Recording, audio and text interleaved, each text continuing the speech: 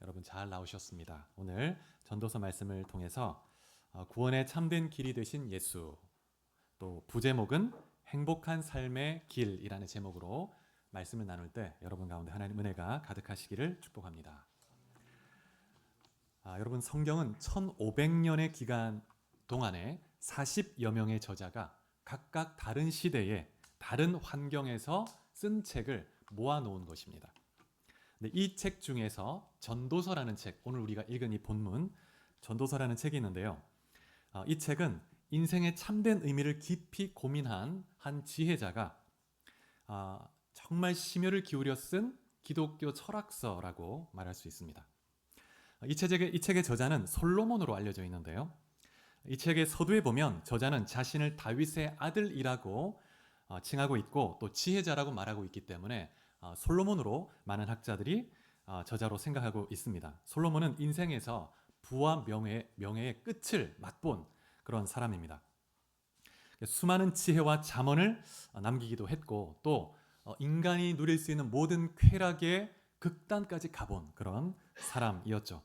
근데 이 솔로몬이 그 인생을 다 살고 나서 인생 마지막 순간, 인생의 그 삶을 쭉 돌아보면서 인생의 참된 의미가 뭘까 돌아보면서 고민하며 기도하며 자신의 아들과 또 후대에게 남긴 그 책이 바로 이 전도서 말씀인 것입니다. 그래서 이 전도서 말씀을 통해서 인생의 참된 의미가 어디에 있는지 발견하게 되는 오늘 이 시간 될 수 있기를 주의 이름으로 축복합니다. 여러분 행복하십니까? 행복하기를 원하시죠? 행복하기를 원치 않는 사람은 아무도 없을 것입니다. 그래서 각자 나름대로 행복한 삶을 소망하면서 무언가를 추구하며 열심히 살아갑니다. 어떤 사람은 열심히 돈을 추구합니다. 돈을 목표로, 돈이 나에게 행복을 줄 것이다, 나에게 자유를 줄 것이다. 그래서 하루빨리 열심히 돈을 벌어서 하루빨리 재정적 자유를 얻고 좀 편하게 살아보자, 그런 날을 꿈꾸죠. 그런데 어떤 사람이 이런 말을 했습니다. 한국 사람은 젊을 때 열심히 돈을 벌다가 자신을 혹사하고 나이가 들어서는 그 병든 몸을 위해서 돈을 다 쓴다, 이런 말이 있더라고요. 그래서 참 우리의 삶이 참 이렇게 아이러니하죠. 돈을 위해서 사는데 그 돈이 정작 내 손에 잡히지 않는 거예요. 한 철학자는 이렇게 말했습니다. 돈은 바닷물과 같아서 가지면 가질수록 더 목마르게 된다. 여러분, 돈은 우리 마음속에 참된 만족감을 줄 수가 없습니다.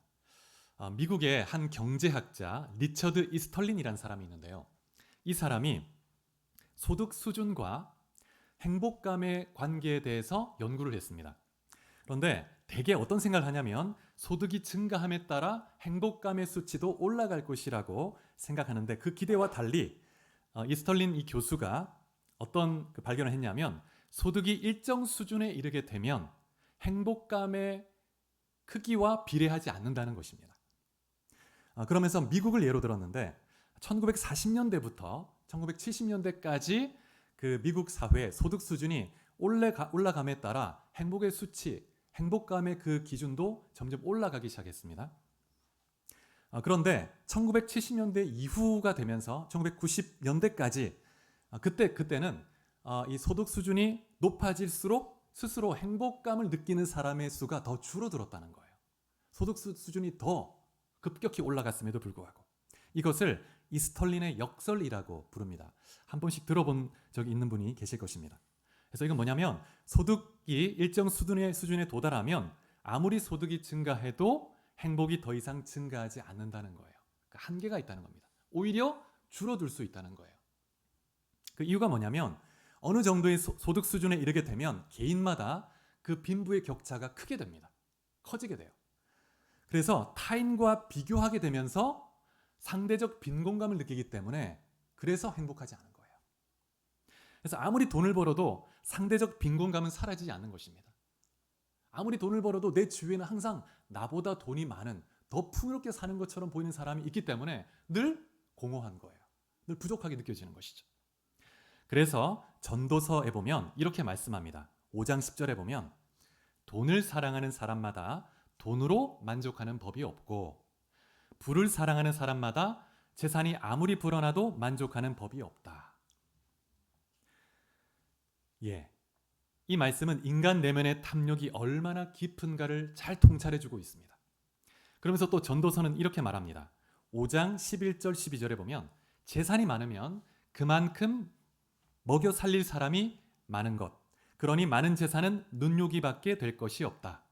일을 하는 사람은 많이 먹든 적게 먹든 단잠을 자지만 부자는 아쉬운 것 없어도 뒤척이기만 하며 제대로 잠을 이루지 못한다. 이렇게 말합니다. 여러분, 돈이 많으면 많은 대로 그 써야 하는 그 용도가 더 많아지게 된다는 거예요. 회사가 커지면 커질수록 그 사장은 돈을 주어야 할 일이 더 많아지는 것입니다. 고민이 많아지는 거예요. 그래서 잠을 제대로 이루지 못한다. 이렇게 말하고 있습니다. 여러분, 돈은 있다가도 없는 것이고 예전에는 돈이 돈을 낳는다 이런 말을 했지만 요즘엔 그렇지 않습니다. 영원한 부자가 없습니다. 여러분, 올해 삼성전자 법인세가 얼마인지 아십니까? 법인세로 내는 세금 제로입니다. 제로. 52년 만에 삼성전자가 법인세를 제로 하나도 내지 않더라고요. 왜냐하면 작년 한 해 전 세계적으로 삼성전자가 적자가 11조예요. 적자가. 그래서 우리나라에서 가장 많은 법인세를 내던 이 기업이 지금 적자를 지금 치닫고 있고, 오늘 이 시대는 과학기술이 너무나 급속도로 발전하기 때문에 조금이라도 이 기술 발전에 있어서 개발에 뒤처지게 되면 그냥 이 사회에서 그 기업이 뒤처지게 됩니다. 정말 치열한 세상이죠. 그래서 우리가 참 이 삼성전자는 우리나라 세금을 가장 많이 감당하는 그런 기업인데 또 기도해야 될 필요가 있겠죠. 우리나라 경제 부분을 위해서도. 여러분, 평생 재산을 모아도 한순간의 실수로 또는 어떤 재난으로 인해서 재산을 다 잃어버릴 수도 있습니다. 아무것도 없이 빈털터리가 될 수도 있는 거죠. 그래서 전도서는 말하기를 사람이 자기 어머니의 모태에서 벌거벗은 것으로 빈손으로 나온 것처럼 죽을 때도 아무것도 없이 빈손으로 돌아간다. 이렇게 말하고 있습니다. 여러분, 그렇기 때문에 돈을 목표로 살아가면 참된 행복을 누릴 수가 없습니다. 끝에는 공허하게 돼요. 돈을 목표로 살게 되면 마지막 순간, 마지막에 허무하게 됩니다. 여러분, 스티브 잡스라는 사람 아시죠? 애플의 창시자로 유명합니다. 현대인들에게 성공적인 삶을 산 사람으로 부름을 받았던 그렇게 사람인데 세상을 떠났죠. 많은 사람들이 그의 인생 방식을 배우려고 하고 그와 같이 성공적 인생을 살려고 부러워합니다. 그런데 그가 죽음 앞에서 남긴 그 고백을 보면 참 의미심장합니다. 이렇게 말했습니다. 나는 비즈니스 세상에서 성공의 끝을 보았다. 타인의 눈에 내 인생은 성공의 상징일 것이다. 그러나 병상에 누워 삶을 회상하는 순간 나는 깨달았다. 정말 자부심을 가졌던 부와 명예는 결국 닥쳐올 죽음 앞에 의미 없어져 간다는 것을. 끝없는 부를 추구하는 것은 결국 나 같은 비틀린 개인만을 남긴다. 내 인생을 통해 얻은 부를 나는 가져갈 수 없다. 이런 고백을 했습니다. 그래서 전도서에서도 여러분, 돈으로 만족하려고 하는 것이 헛된 일이다. 이렇게 가르치고 있는 것입니다. 또 어떤 사람은 돈이 아니라 정의로운 삶을 추구합니다. 정의, 선한 삶, 선하게 살면 복을 받을 것이다. 그래서 보통 이런 우리가 인식이 있습니다. 선을 행하면 복을 받고 악을 행하면 벌을 받는다. 이런 권선징악의 이런 어떤 신념, 사상이 모든 사람의 마음속에 본능적으로 다 있습니다. 인과응보의 그런 신념이죠. 그런데 이런 본능적인 이런 신념과는 반대로 실제 우리가 살아가는 삶은 이렇게 단순하지가 않습니다. 권선징악이 제대로 이루어지지 않을 때가 더 많습니다. 그렇지 않습니까? 여러분, 법정에서도 정의가 항상 이루어질까요? 그렇지 않습니다. 판결이 결국 인간이 하는 것이기 때문에 감추어진 것이 있고 인간은 보는 증거만 가지고 하기 때문에 오류가 있을 수 있는 것이죠. 2015년에 미국의 미시간 대학교 법대에서 한 통계를 발표했는데 미국에서 누명을 쓰고 유죄 판결을 받았다가 나중에 다시 무죄로 판명된 사례가 2014년에만 125건 정도 있었습니다. 그래서 무죄로 판명된 것만 이 정도 되니까 더 많은 아마 숫자가 여전히 누명을 쓴 가운데 그런 사람들이 감옥에 있을 거예요. 우리나라도 다르지 않을 것입니다. 그래서 우리가 생각하는 것처럼 세상에서 정의가 제대로 이루어지지 않을 때가 더 많습니다. 그래서 전도서에 보면 이렇게 말씀합니다. 7장 15절에 보면 헛된 세월을 사는 동안에 나는 두 가지를 다 보았다. 의롭게 살다가 망하는 의인이 있는가 하면 악한 채로 오래 사는 악인도 있더라. 그리고 8장 11절에 보면 사람들은 왜 서슴치 않고 죄를 짓는가? 악한 일을 하는데도 바로 벌이 내리지 않기 때문이다. 하나님은 때로 즉각 이렇게 죄에 대해서 심판을 내리시지 않고 그냥 유기해 주십니다. 내버려 두세요. 그러나 죄에 대해서 그냥 간과하시지 않고 이 세상에 사는 동안 혹은 죽음 이후에 반드시 죄에 대해서는 하나님 공의의 판결을 내리시는 분이죠. 근데 이 세상에 사는 동안에는 그러한 불의가 있다는 거예요. 8장 14절에는 또 이렇게 말합니다. 이 세상에서 헛된 일이 벌어지고 있다. 악한 사람이 받아야 할 벌을 의인이 받는가 하면 의인이 받아야 할 보상을 악인이 받는다. 이것을 보고 나 어찌 헛되다고 말하지 않을 수 있겠는가. 이렇게 말하고 있습니다. 여러분, 우리가 사는 인생은 불의와 모순과 불확실성으로 가득하죠. 그래서 전도서에는 가장 많이 반복되는 단어가 뭐냐면 헛되다라는 단어인데 이 히브리어가 뭐냐면 헤벨입니다. 헤벨. 이 헤벨은 어떤 뜻이냐면 입김 혹은 수증기, 연기 이런 의미가 있습니다. 그래서 잠깐 있다가 사라지는 것이죠. 붙잡을 수가 없습니다. 그래서 이 단어는 인생이 정말 짧다고 할 때 허무하다, 허상이다, 무상하다 이렇게 할 때 쓰여집니다. 그래서 인생이 짧고 잡을 수 없고 통제할 수 없는 그런 의미에서 문맥에서 사용되는 거죠. 그래서 여러분, 우리가 사는 이 인생은 이해할 수 없는 일들이 너무나 많습니다. 그래서 정말 인생은 수수께끼와 같다 말해도 과언이 아닐 것입니다. 그래서 전도서는 또 이렇게 말하고 있습니다. 8장 17절에 보면 같이 한번 읽어보실까요? 같이. 자, 시작. 하나님이 하시는 모든 일을 두고서 나는 깨달은 바가 있다. 그것은 아무도 이 세상에서 이루어지는 일을 이해할 수 없다는 것이다. 그 뜻을 찾아보려고 아무리 애를 써도 사람은 그 뜻을 찾지 못한다. 혹 지혜 있는 사람이 안다고 주장할지도 모르지만 그 사람도 정말 그 뜻을 알 수는 없는 것이다. 예, 이 세상에서 벌어지는 모든 일에 대해서 모순, 불확실성, 불의 다 이해할 수 없다는 거예요. 왜 이런지 알 수가 없습니다. 인간은 그 모든 인생, 이것이 인생이다, 이렇게 살아야 된다, 이렇게 말할 수 있는 인간은 아무도 없다는 거예요. 그렇다면 이러한 헤벨의 세상, 모순과 수수께끼로 가득한 이 세상에서 어떻게 살아야 되겠습니까? 어떻게 사는 것이 잘 사는 것일까요? 또 어떻게 사는 것이 행복한 삶이 될 수 있을까요? 먼저 인생을 내가 원하는 대로 통제할 수 없다는 것을 인정해야 됩니다. 인생은 모순이 가득하다. 수수께끼와 같다. 내가 다 알 수 없다. 인정해야 되고 받아들여야 합니다.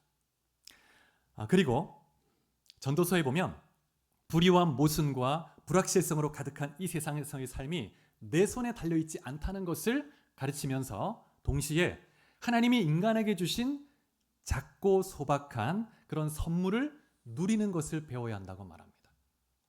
이 세상은 모순으로 가득하지만 그러한 이 세상의 삶 속에 하나님이 인간에게 주신 아주 소소하고 소박하지만 아주 좋은 선물들이 있다는 거예요. 전도서에 보면 여러 가지가 있는데 4가지를 좀 소개해드리면 첫 번째, 가정입니다. 가정. 자, 전도서 9장 9절에 보면 한번 같이 읽어보실까요? 9장 9절 시작. 하나님께서 주신 이 짧은 생애 동안 내가 사랑하는 내 아내와 생을 즐겨라. 이것이 내 삶의 몫이요 내 수고의 보상이다. 여러분, 가정은 하나님이 주신 선물입니다. 이 땅에서 여러분, 인간의 마음에 가장 깊은 밑바닥에는 사랑에 대한 욕구가 있습니다. 사랑받고자 하는 마음. 여러분, 유명한 그 심리학자 아브라함 매슬로우라는 사람이 있는데요. 이 사람이 인간의 가장 기본적인 욕구를 5가지 단계로 설명을 했습니다. 첫 번째는 이제 생리적 욕구고, 두 번째는 안전의 욕구, 그 다음에 세 번째는 사랑과 소속의 욕구, 그 다음에 네 번째는 존중의 욕구, 그 다음에 5번째는 자아실현의 욕구가 있다는 거예요. 아주 기본적인 인간의 욕구입니다. 그런데 이러한 이 5가지 단계는 인간의 성장 과정과 연결이 돼 있죠. 근데 이런 욕구가 채워지지 않으면 인간은 행복감을 느낄 수가 없다는 거예요. 이 기본적인 욕구가 채워지지 않으면. 근데 이 5가지 욕구는 또 3가지 욕구로 이렇게 압축해 볼 수 있는데, 첫 번째는 존재의 욕구입니다. 생존의 욕구. 그 다음에 두 번째는 관계의 욕구. 무언가 누구와 관계하고 소속되고 공동체 소속되고 그런 걸 느끼기 원한다는 거예요. 관계를 갖고. 그 다음에 세 번째는 성장하고자 하는 욕구. 성장하고 자라가기 원합니다. 더 영향을 미치기 원합니다. 이런 욕구가 있습니다. 네, 여러분, 이러한 기본적인 욕구가 가장 기본적으로 채워지고 다져지는 곳이 가정입니다. 가정. 내 존재가 내가 누구인지 정체성, 또 보호받고 사랑받고 그리고 가정 안에서 우리는 꿈을 꾸죠. 내가 무엇이 돼야 되겠다. 그리고 사회를 배웁니다. 이 가정 안에서 사회를 배우는 거죠. 그래서 이 가정 안에서 우리는 가장 기본적인 욕구들이 이렇게 충족되는 그런 장소인 것입니다. 그래서 여러분 성경에 보면 창세기에 보면 하나님께서 세상을 창조하시고 나서 가장 먼저 만드신 제도가 가정입니다. 가정. 인간에게 정말 필요한 것이기 때문에. 그래서 남자의 그 외로움을 달래주기 위해서, 채워주기 위해서, 또 홀로 하는 것보다 함께 동력하는 것이 아름답기 때문에 하나님이 여자를 만들어서 하나가 되게 하시고 함께 행복한 삶을 추구하게 하신 거예요. 여러분, 때로 가정에서는 우리 가정하면 또 고통과 상처의 기억이 있기도 합니다. 그래서 인간으로 자라고 늙어가면서 가장 행복감을 크게 주는 것들이 가정에 또 있습니다. 상처도 받지만 정말 가장 인생에서 큰 기쁨, 큰 희열이 가정 안에 있어요, 사실은. 여러분, 사랑하고 사랑받는다는, 나만을 사랑해주는 그 배우자, 그런 그 느낌은 정말 세상에서 얻을 수 없죠. 나만을 지지하고 세상 모든 사람이 나를 공격해도 나의 편이 되어주는 그 배우자, 그리고 나의 분신으로 난 그 아이가 자라가는 것을 보는 그 희열은 여러분 느껴보셨겠지만 정말 그 말로 표현할 수가 없죠. 그래서 여러분, 또 나이가 들어갈수록 또 가정의 보호는 더 필요합니다. 그래서 여러분, 우리의 인생의 가정은 너무나 중요한, 당연한 것 같지만 하나님이 주신 선물이죠. 선물. 그래서 여러분, 행복한 삶을 살기 위해서는 가정을 소중히 여기고 가정의 우선순위를 두는 그런 법을 배워야 합니다. 특별히 청년들도 정말 행복한 삶을 위해서 꼭 결혼하고 그 다음에 자녀도 낳고, 그래서 믿음의 가정을 세워갈 때 행복한 삶의 기초를 세울 수가 있습니다. 두 번째, 하나님이 주신 선물은 동력자 혹은 친구 혹은 공동체입니다. 공동체. 전도서 4장 9절부터 12절에 보면 이렇게 말씀합니다. 혼자보다는 둘이 더 낫다. 두 사람이 함께 일할 때에 더 좋은 결과를 얻을 수 있기 때문이다. 그 가운데 하나가 넘어지면 다른 한 사람이 자기의 동물을 일으켜 줄 수 있다. 그러나 혼자 가다가 넘어지면 딱하게도 일으켜 줄 사람이 없다. 또 둘이 누우면 따뜻하겠지만 혼자라면 어찌 따뜻하겠느냐. 혼자 싸우면 지지만 둘이 힘을 합치면 적에게 맞설 수 있다. 세 겹줄은 쉽게 끊어지지 않는다. 혼자보다 둘이 낫다고 말합니다. 혼자 가다 넘어지면 누가 일으켜 주겠는가? 근데 함께 가다가 넘어지면 곁에 선 자가 일으켜 준다는 거예요. 그래서 삼겹줄, 줄이 여러 가닥이 있으면 여러분, 실이 그냥 한 가닥이면 끊기 쉽지만 여러 가닥이 있으면 끊기가 힘든 것처럼 삼겹줄 함께 가면 이길 수 있다는 거예요. 힘든 일들도. 그래서 여러분, 존재 자체로 지지해주고 응원해줄 수 있는 동력자, 친구가 우리 인생에 필요한데 하나님은 그런 친구, 동력자를 누구에게나 붙여주세요. 그래서 그런 말이 있지 않습니까? 3명의 친구를 가지면 성공한 인생이다. 여러분, 그런 친구가 있습니까?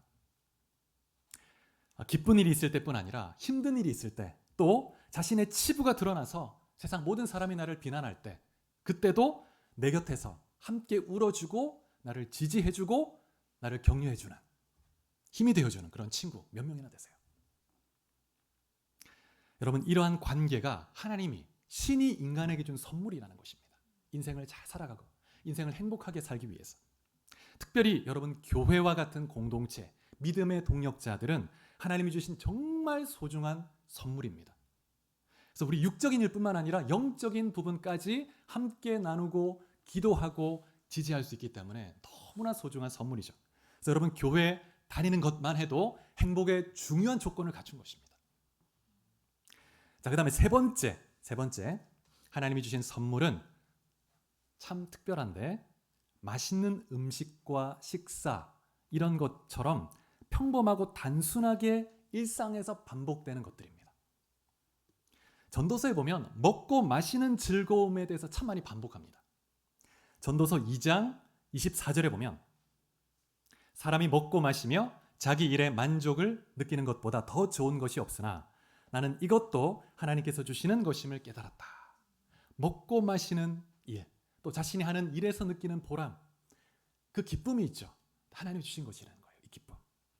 전도서 3장 13절 일해서 얻은 열매로 마음껏 먹고 마시고 즐기는 일, 이것이 바로 하나님께서 주신 선물이기 때문이다. 이렇게 말합니다. 전도서 또 8장 15절에 보면 그러므로 나는 인생을 즐거워하라고 권한다. 또 어떤 다른 성경 번역에는 인생을 즐기는 법을 배워라 이렇게 말하기도 합니다. 사람이 먹고 마시고 즐거워하는 것보다 해 아래에서 더 좋은 일이 없기 때문이다. 하나님께서 해 아래에서 사람에게 주신 생의 날들 동안 그 수고하는 가운데 이것은 항상 함께 있을 것이다. 수고로운 이 인생 가운데 먹고 마시는 즐거움도 하나님 주신 선물이라는 거예요. 그 다음에 전도서 9장 7절에 이렇게 말합니다. 그러므로 즐겁게 매일 밥을 먹고 기분 좋게 내 포도주를 마셔라. 하나님께서는 이미 그렇게 살도록 정해놓으시고 그것을 좋아하고 계신다. 매일 밥을 즐겁게 먹으라는 거예요. 즐겁게. 가끔씩 맛집에도 가십시오. 맛있는 음식도 먹고 또 식사의 교제도 나누고. 근데 하나님은 우리가 그렇게 인생을 즐겁게 살아가며 기쁨을 누릴 때 하나님도 기뻐하신다는 거예요. 그래서 영어 성경을 보면 God takes pleasure in your pleasure 이렇게 되어 있습니다. 너가 기뻐하는 그 기쁨 안에서 하나님은 기쁨을 느끼신다. 기쁨을 취하신다는 거예요.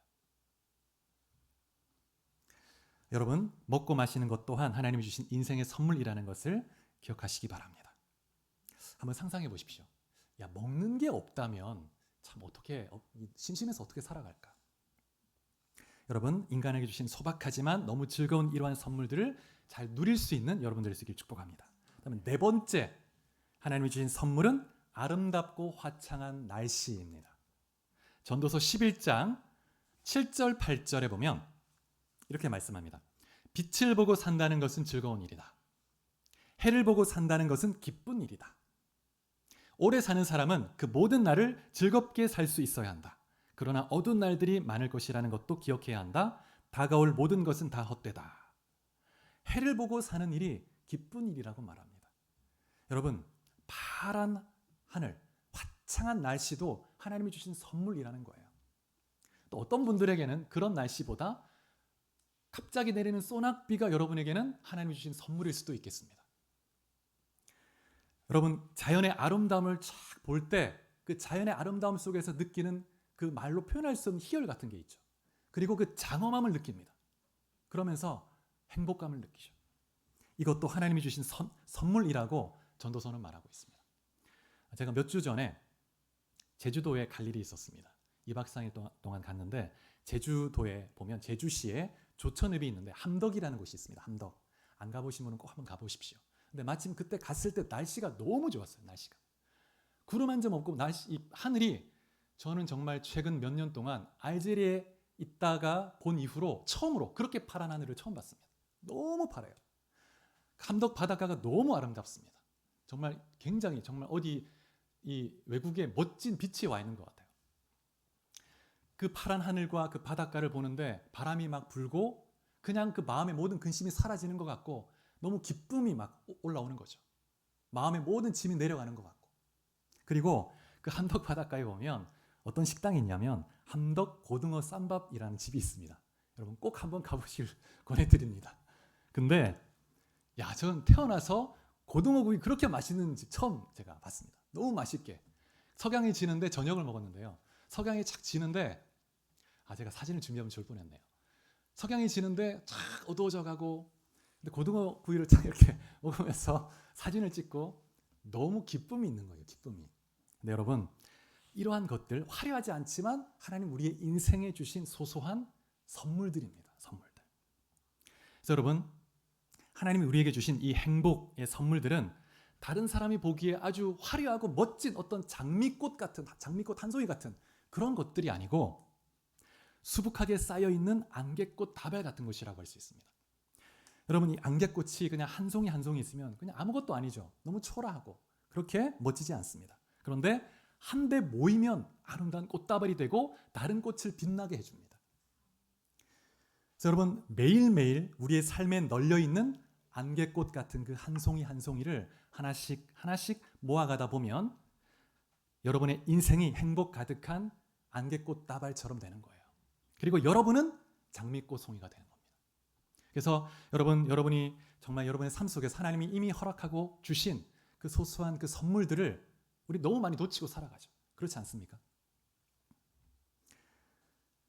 그래서 우리가 그런 하나님이 주신 선물들을 잘 누리고 즐겁게 하나님을 기뻐하며 살아가는 것, 하나님이 그것을 기뻐하십니다. 그런데 이러한 이 네 가지 또 여러 가지 하나님이 주신 선물들이 있지만, 그러나 이러한 것들도 죽음 앞에서는 허무해집니다. 허무해져요. 그래서 스티브 잡스가 말했던 것처럼 부와 명예는 결국 닥쳐올 죽음 앞에 의미가 사라져간다. 죽음 앞에서는 그러한 것들조차 의미가 없어집니다. 그래서 전도서에 보면 이 세상의 삶이 모순적이고 불확실한 것들로 가득하지만 가장 확실한 것이 하나 있다. 가장 확실한 것. 인생에서. 그것은 바로 죽음이다. 죽음. 모든 인간은 죽게 된다는 것입니다. 피할 수 없습니다. 예외가 없죠. 그래서 죽음 앞에 서면 이 땅에서 내가 추구했던 그 모든 것이 허무해집니다. 야, 그 별것도 아닌 건 내가 왜 그렇게 아둥바둥 그걸 붙들려고 살아왔던가. 야, 그냥 내가 그냥 용서하고 그냥 잘 지내면 됐을 걸. 내가 왜 그렇게 그냥 미워했을까. 모든 게 허망해지는 거예요. 죽음 앞에 서면. 전도서 9장 3절 같이 한번 읽어보실까요? 자, 시작. 모든 사람의 결국은 일반이라. 이것은 해 아래에서 행해지는 모든 일 중에 악한 것이니 곧 인생의 마음에는 악이 가득하여 그들의 평생에 미친 마음을 품고 있다가 후에는 죽은 자들에게로 돌아가는 것이라. 모든 사람의 결국은 다 똑같다는 겁니다. 악을 품고 살다가 죽은 자에게 돌아가는 것. 다 똑같습니다. 다 죽게 됩니다. 빈손으로 와서 빈손으로 떠나는 거죠.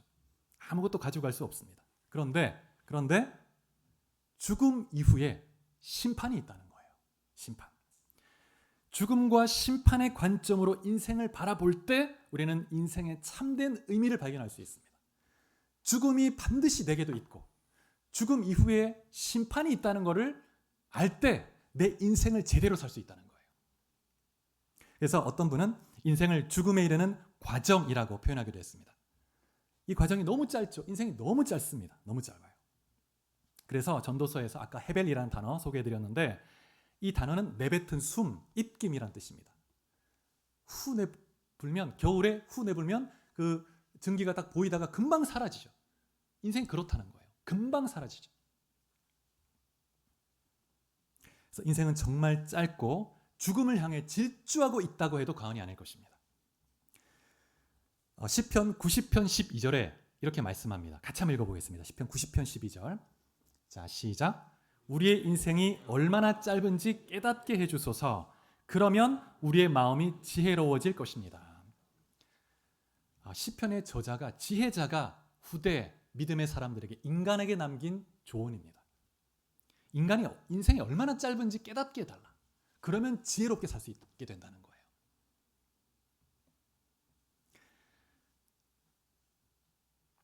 인생이 얼마나 짧은지 또 죽음 이후에 무엇이 있는지 알 때 우리가 인생을 의미 있게 살 수 있습니다. 그래서 전도서는 또 이렇게 말합니다. 7장 2절에 초상집에 가는 것이 잔치집에 가는 것보다 더 낫다. 살아있는 사람은 누구나 죽는다는 것을 명심해야 한다. 왜 초상집에 가는 것이 더 낫다고 말합니까? 초상집에 가면 먼저 간 그 사람을 보면서 자신의 죽음을 미리 맛보는 거예요. 아, 나도 죽음의 순간이 내게도 오겠지. 그러면서 자신이 살아있다는 것이 더 의미 있게 와닿고 하루하루에 대한 그 삶의 의미가 새롭게 깨달아지죠. 다르게 살게 됩니다. 그래서 죽음이 있다는 걸 명심하게 돼요. 기억하게 됩니다. 그래서 전도서 말씀에서는 이것을 잘 마음에 담아두라 이렇게 말하고 있습니다. 여러분, 화무 11홍이라는 말 들어보셨습니까? 화무 11홍. 무슨 말이냐면 10일 동안 붉게 피어있는 꽃이 없다는 거예요. 10일 동안. 이게 아름답게 폈다가 금방 진다는 거죠. 우리 인생이 똑같습니다. 똑같습니다. 저도 나이가 얼마 되지 않았지만 지금 이제 50대 초반인데요. 지금 저희 이제 자녀들이 대학 1, 2학년 이렇게 다니고 있는데 대학 1, 2학년 때가 정말 엊그제 같습니다. 제가 그런 얘기를 요즘에 막 아이들에게 자주 하고 내가 참 대학 때가 참 엊그제 같다 이렇게 얘기하면 좀 그런 말 그만하라고 막 그럽니다. 우리 아이들이. 우리 또 저보다 나이가 많으신 연배 우리 성도님들께서는 더 그렇게 느끼실 거예요. 정말 금방이죠. 정말 금방입니다. 엊그제 같고. 여러분 몸은 늙는데 마음은 안 늙습니다. 마음은 똑같아요. 세월 앞에 장사 없다는 말처럼 이 시간에 정말 화살같이 달려가고 정말 이 죽음이라는 것은 사나운 짐승처럼 우리에게 달려오고 있습니다. 사나운 짐승이 먹이를 딱 움켜쥐기 위해서 달려드는 것처럼 죽음이 우리를 향해 달려오고 있습니다. 확 달려서 확 삼키려고 하는 것처럼. 여러분 그게 인생입니다. 그 짐승을 이제 맞이할 준비를 하는 거예요. 지난번에 한번 말씀드린 적이 있는데 러시아의 대문호 톨스토이가 쓴 글 중에 나그네 이야기라는 게 있는데 이런 장면이 있습니다. 한 나그네가 광야길을 가다가 맞은편에 아주 오래 굶주린 것처럼 보이는 사자가 맹수가 슬금슬금 다가오는 거예요. 나를 향해서. 얼마나 두렵습니까? 그래서 피할 것을 찾다가 보니까 우물이 있어요. 그래서 우물에 이제 내려져 있는 덩쿨을 잡고 내려갔습니다. 그리고 딱 피했습니다. 위에는 사자가 막 으르렁 하고 있고, 근데 보니까 우물 밑바닥에 독사가 있어요. 독사가 있어요. 내려갈 수도 없고 올라갈 수도 없고. 근데 그 절체절명의 순간에 이 덩쿨이 연결되어 있는 나무가 있는데 이 덩쿨에 보면 흰지와 검은지가 이 덩쿨을 갉아먹고 있어요. 이렇게. 그럼 이제 떨어지는 거잖아요. 그럼 죽게 되는 거죠. 독사에 물려서. 그래가지고 덩쿨을 막 흔들었습니다. 막 쥐를 막 쫓으려고. 그러다가 이 덩쿨이 연결된 나무가 흔들리면서 나무에 있던 벌집의 꿀이 이 나그네 어깨에 뚝 떨어진 거예요. 그래가지고 잡고 있다가 이 나그네가 꿀을 이렇게 핥아 먹는 거죠. 그러면서 이 나그네가 어떤 생각하냐면 야, 참 인생은 행복하구나. 살만하구나. 이렇게 생각한다는 거예요. 이게 인간이라는 겁니다. 인간이라는 거예요. 지금 죽음의 이렇게 위기에 직면해 있는데 잠깐의 그 맛을 보는 그것에 행복감을 누리고 그 죽음이라는 그 공포를 잃어버리는 것. 이게 인간의 어리석음이죠. 여러분 이 나그네의 모습 혹시 여러분의 모습은 아닙니까? 여러분 죽음이 두려운 것은 죽음 자체 때문이 아니고 죽음 이후에 심판이 있기 때문입니다. 심판. 성경은 분명히 심판이 있다고 말하고 있습니다. 만약 죽음으로 모든 것이 끝난다면 죽음을 두려워할 필요가 없죠. 근데 죽음 이후에는 반드시 심판이 있다. 영원한 형벌이 있다. 이렇게 말씀하고 있습니다. 천국과 지옥이 분명히 존재하는 것이죠. 그리고 죽음 이후에는 하나님의 심판대 앞에 여러분과 제가 모두 서게 될 것입니다. 그리고 행한 대로 다 하나님이 공의롭게 재판하십니다. 그래서 히브리서 9장 27절에 보면 한 번 죽는 것은 사람에게 정해진 것이고 그 후에 심판이 있을 것이다. 너희가 젊었을 때 하고 싶은 대로 마음껏 누려라. 원하는 대로 해라. 그런데 기억해. 심판이 있다. 심판이 있다. 그래서 원하는 대로 마음대로 해라. 이 말은 그렇게 실제 하라는 것이 아니고 반대입니다. 반대. 네가 마음대로 원하는 대로 살다가는 큰 코 다친다. 그래서 우리가 인생을 살아갈 때 정말 중요하게 던져야 될 질문이 있는데 그래서 이런 관점에서 볼 때 죽음, 심판의 관점에서 볼 때 정말 중요한 답을 가지고 있어야 하는 세 가지 질문. 첫 번째, 이 세상과 사람을 만드신 창조주는 계시는가? 누구인가? 그리고 죽음 이후에 정말 천국과 지옥이 있는가? 그리고 인생의 목적이 무엇인가? 나는 왜 이 땅에 존재하는가? 이 근본적인 질문이 해결되지 않으면 우리의 삶에서 아무리 부와 명예를 이루고 그 다음에 성공적인 인생을 산 것처럼 보여도 마음 한쪽 구석에는 허전함이 있고 공허함이 있습니다. 뭔가 쓸쓸해요. 뭔가 불편합니다. 불안하고. 이 세 가지 질문에 대한 분명한 답을 가지고 있어야 합니다. 여러분 성경에 보면 명확한 답을 제시하죠. 우리 전도서 12장 1절 2절 오늘 읽었던 말씀인데 같이 한번 이 앞에 스크린을 보시고 한번 읽어보도록 하겠습니다. 자, 시작. 젊을 때에 너는 너의 창조주를 기억하여라. 고생스러운 날들이 오고 사는 것이 즐겁지 않다고 할 나이가 되기 전에 해와 빛과 달과 별들이 어두워지기 전에 먹구름이 곧 비를 몰고 오기 전에 그렇게 하여라. 젊을 때라는 말은 가능한 빨리 지금 이 순간 결단하고 창조주 하나님을 발견하고 그 하나님을 믿으라는 거예요. 그 하나님을 경외하고 창조주 그분이 만드신 우리는 그분의 피조물이니까 그 창조주의 뜻과 목적에 따라 살아가는 것이 가장 지혜로운 행복한 삶이라는 것입니다. 그래서 죽음의 날이 이르기 전에, 심판의 날이 이르기 전에 그렇게 하라는 거예요. 반드시 심판이 있으니까 그 날이 이르기 전에. 사랑하는 여러분, 하나님께서 이 모든 만물을 창조하신 줄 믿으시기 바랍니다. 창세기 1장 1절에 보면 태초에 하나님이 천지를 창조하시니라 이렇게 말씀합니다.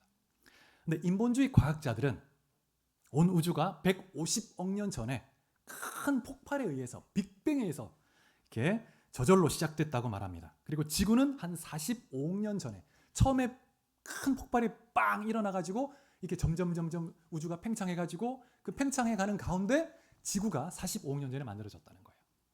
그래서 그 지구 안에 생명체가 하나도 없었는데 근데 우연히 단세포가 생겨났고 그 다음에 또 오랜 시간을 또 지나가다가 우연히 이제 다세포 생물들이 생겨나고 이렇게 해서 인간이 만들어졌다는 것이죠.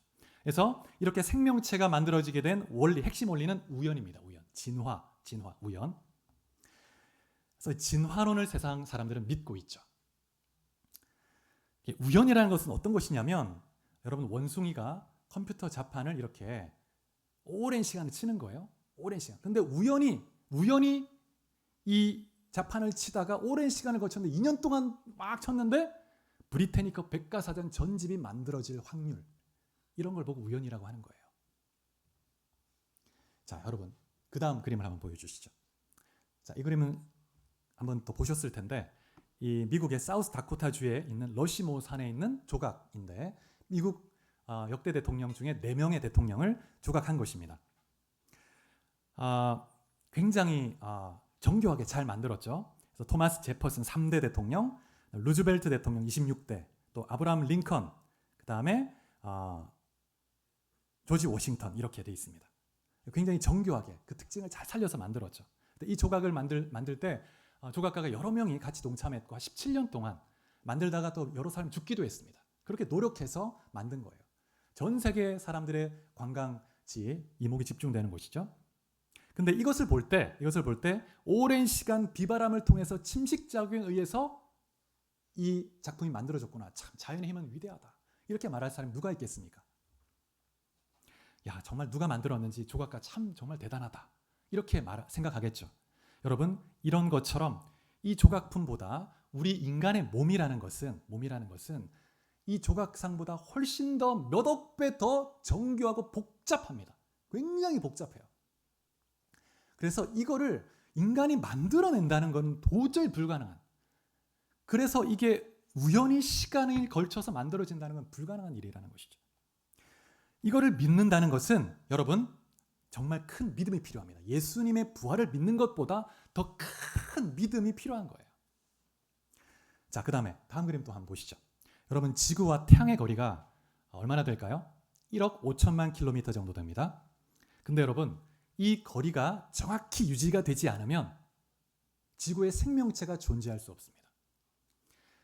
이 태양계는 이 지구에는 생명체가 존재할 수 있도록 너무나 정확하게 딱 이렇게 조절된, 세팅된 그런 형태로 되어 있습니다. 그래서 지구가 태양에서 조금만 거리가 멀어져도 지구는 다 얼어버려요. 생명체가 살 수 없고 그 다음에 조금만 태양 쪽으로 가까이 가도 몇 킬로만 가까이 가도 지구에 있는 건 다 불타버립니다. 살 수가 없게 됩니다. 뜨거워서. 정확히 생명이 존재할 수 있는 거리에 딱 지금 유지가 된 채 지금 계속 움직이고 있는 거예요. 네, 여러분 지구가 자전하고 있죠. 몇 킬로미터로 자전하고 있는지 아십니까?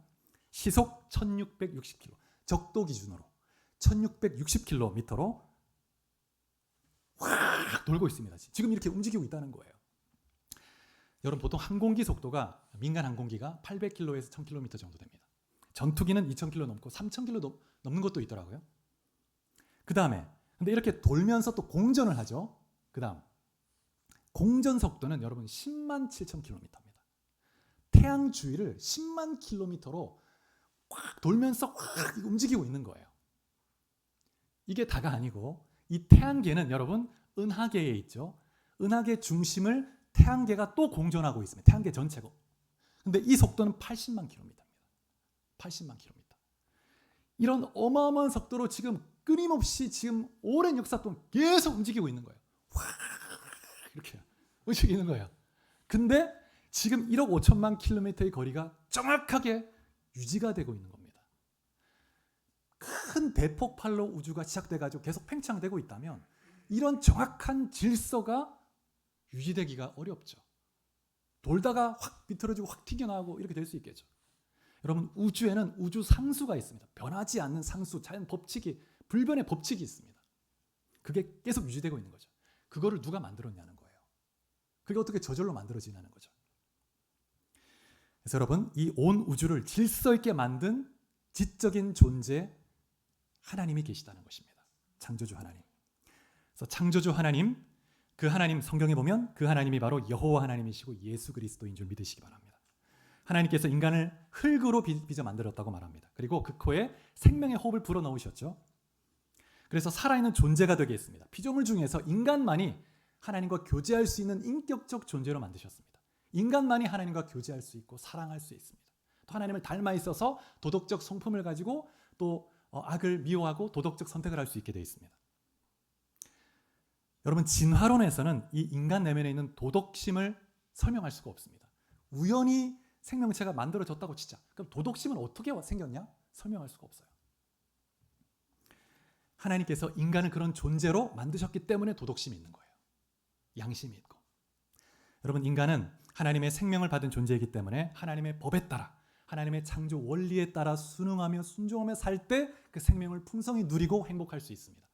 그 하나님의 원리, 그 뜻에 거부하고 떠나면 생명을 떠나는 것입니다. 이것을 죄라고 하죠. 인간이 하나님의 법을 어기고 불순종하고 반역했는데 그것이 죄입니다. 죄. 그래서 이 죄에 대한 형벌은 곧 죽음이죠. 죽음. 생명이신 하나님으로부터 떠나서 독립했으니까. 그런데 죽음으로 끝나지 않고 죽음 이후에 영원한 형벌을 받게 됩니다. 왜냐하면 하나님은 영원한 하나님이십니다. 영원하세요. 전지전능하시고 그 무한하시고 거룩하신데 영원한 존재에 대한 반역과 죄는 형벌이 영원합니다. 영원해요. 그래서 우리는 영원한 형벌을 받아야 되는 거예요. 두려운 일이죠. 인간이 그런 상태 가운데 있습니다. 비참하죠. 이러한 비참한 상황에서 우리를 구원하시기 위해서 이 땅에 오신 분이 바로 예수 그리스도이신 것입니다. 예수님은 하나님의 아들이시고 그분도 창조주 하나님과 함께 창조에 동참한 하나님의 아들이십니다. 그런데 이 땅에 인간의 몸을 입고 낮고 낮은 이 땅에 오셔서 이 땅에서 섬김의 삶을 사셨죠. 병자를 고치고 진리를 가르쳐 주시고 또 마귀를 쫓고 그리고 섬김의 삶을 사시고 정말 의로운 삶을 사셨습니다. 그런데 그러한 분이 비참하게 당시 로마의 가장 악한 두려운 형벌이라고 하는 십자가 죽음을 당하셨습니다. 근데 성경에 보면 이 십자가의 죽음에 두 가지 의미가 있다고 말하고 있습니다. 첫 번째는 대속적 죽음이라는 것입니다. 예수님이 십자가에 죽으신 이유. 자, 말씀을 한번 읽어보겠습니다. 같이 시작. 인자는 섬김을 받으러 온 것이 아니라 섬기러 왔으며 많은 사람을 구원하기 위하여 치를 몸값으로 자기 목숨을 내주러 왔다. 인간이 죄인입니다. 하나님을 떠나서 반역했죠. 그래서 이 죄값을 치루어야 합니다. 그런데 인간은 이 죄값을 영원히 치루어야 합니다. 하나님이 불쌍히 여겨서 독생자를 보내서 독생자 아들, 그 죄 없는 독생자 아들의 생명의 피값을 가지고 우리를 대신해 줬다는 거예요.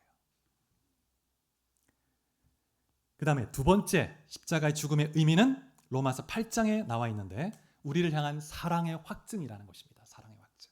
자, 로마서 5장 8절을 같이 한번 읽어보시겠습니다. 시작. 우리가 아직 죄인 되었을 때에 그리스도께서 우리를 위하여 죽으심으로 하나님께서 우리에 대한 자기의 사랑을 확증하셨느니라. 예수님이 십자가에 죽기까지 아무런 죄가 없는 그분이 나를 사랑해서 희생하신다는 거예요. 자신의 생명을. 여러분 그런 그 말을 들어보셨습니까? 너무 싫은데 너무 하기 싫은데 또 하고 싶은 거. 십자가에 너무 죽기 싫은데 또 너무 하고 싶은 거예요. 우리 사랑하니까. 사랑하니까 그 하기 싫은 일을 하게 하시는 거죠. 그게 십자가의 사랑입니다. 우리를 그렇게 십자가에서 정말 우리를 위해 생명을 내어주실 만큼 우리를 사랑하시고 우리와 함께 하시는 분이십니다. 그래서 십자가는 사랑입니다. 나를 영원한 형벌의 감옥에서 건지시기 위한 하나님의 사랑인 줄 믿으시기 바랍니다. 그 예수님이 십자가에 죽으셨을 뿐만 아니라 3일 만에 살아나셨죠. 살아나셨다는 말은 지금도 살아계시다는 것입니다. 지금도. 여러분, 기독교에만 신의 무덤이 없죠. 예수님은 무덤이 없습니다. 비어있죠. 공자, 석가모니 다 화려한 무덤이 있습니다. 그 시체, 그 유골이 다 그 안에 있어요. 근데 예수님의 무덤에는 없습니다. 비어 있습니다. 주님은 지금도 살아계시기 때문이죠. 말씀을 마무리하겠습니다. 그림을 하나 마지막으로. 자, 나이 같은 두 어르신 두 분이 계세요. 나의 인생의 마지막은 어떤 모습일까? 한번 여러분 상상해 보십시오. 내 인생의 마지막은 어떤 모습일까? 어떻게 내가 죽음을 준비하고 있을까? 후회는 하지 않을까? 여러분, 정말 행복한 삶을 살려면 한 가지 팁이 있는데요.